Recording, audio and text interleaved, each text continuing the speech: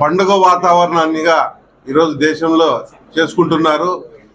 ఈ ఎస్సీ వర్గీకరణ అనేది తెలుగుదేశం పార్టీ ఎన్టీ రామారావు గారు స్థాపించినప్పటి వ్యవహారం. ప్రతి సామాజిక వర్గానికి మేలు చేయాలి, బడుగులకు బలహీన వర్గాలకు అన్ని వర్గాలకు మంచి జరగాలనే ఉద్దేశంతో ఆ రోజు స్వర్గీయ రామారావు గారు పార్టీ స్థాపించడం జరిగింది.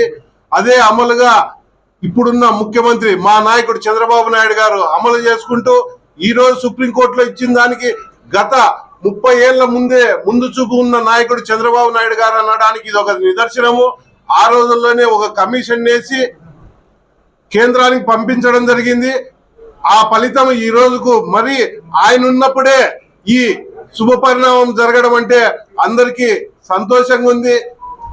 ఈ విధంగా పోతే తెలుగుదేశం పార్టీ ఎన్ని విధాలుగా మేలు చేయాలని ఉందంటే బడుగులు బలహీన వర్గాలు అన్ని వర్గాలకు ఈ ఉద్యమానికి మాన్యశ్రీ మందకృష్ణ మాదిక్ గారు గతంలో ఆయన 30 ఏళ్ల కిందట పోరాటం ప్రారంభించి ఈ రోజుకు ఆ పోరాటవాదుల్లో ఒక మన యువ ఎమ్మెల్యే ఎంఎస్ రాజు గారు కూడా అప్పట్లో పాల్గొని ఇప్పటి వరకు ఆ వర్గీకరణ కోసం పోరాడారు.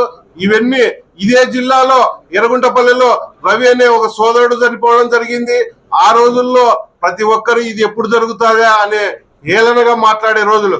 కానీ అది నిజం చేశారంటే అది ఒక మందకృష్ణ మాదిగ గారు చాలా పోరాటం చేసి 30 ఏళ్ళు పోరాటం చేసినారంటే ఒక ఆశామాష కాదు. ఒక్కసారి గుర్తు చేసుకోండి, 30 ఏళ్ళు చేశారు. ఈ విధంగా ముందుకు పోతే ఎస్సీ వర్గీకరణ వలన ఎవరికి ఇబ్బంది లేకోకుండా దామాసి ప్రకారం జరుగుతుంది. ఏ చదువుకోని వ్యక్తులు ఇంతవరకు కులం సర్టిఫికేట్ లేని వ్యక్తులు ఉన్నారు. ఇదే మా గుంతకల్ నియోజకవర్గంలో జంగాల వాళ్ళు ఉన్నారు, వాళ్ళకి ఇంతవరకు కులం సర్టిఫికేట్ అనేది కూడా లేదు. గతంలో చంద్రబాబు నాయుడు గారు ముఖ్యమంత్రిగా ఉన్నప్పుడు ఆ రోజు బిల్లు పెట్టడం జరిగింది. అసెంబ్లీలో బిల్లు పెట్టి చేసినాక ముఖ్యమంత్రి మారడం జగన్మోహన్ రెడ్డి గారు మాజీ ముఖ్యమంత్రి గారు ఈ 5 ఏళ్ల పాలనలో అసెంబ్లీ సాక్షిగా ఆయన ఏమన్నాడు, ఇది సాధ్యమయ్యే పని కాదు, చంద్రబాబు నాయుడు గారు ఓట్ల కోసం మభ్య పెడుతున్నారని అసెంబ్లీ సాక్షిగా మాట్లాడడం జరిగింది. ఈ రోజు జగన్మోహన్ రెడ్డి గారు చూశారా, ముందు చూపున్న నాయకుడు చంద్రబాబు నాయుడు అంటే ఏంటో మీకు అర్థమైందా?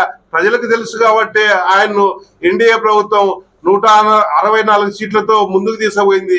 మీకు 11 సీట్లతోనే సరిపెట్టే విధంగా, ఎందుకంటే ఆలోచన లేని విధంగా మాట్లాడారు అసెంబ్లీలోనే. అంటే ఎందుకు మీకు అంత తక్కువ చూపు? అనగారిన వర్గాలంటే మీకు గౌరవం లేదు.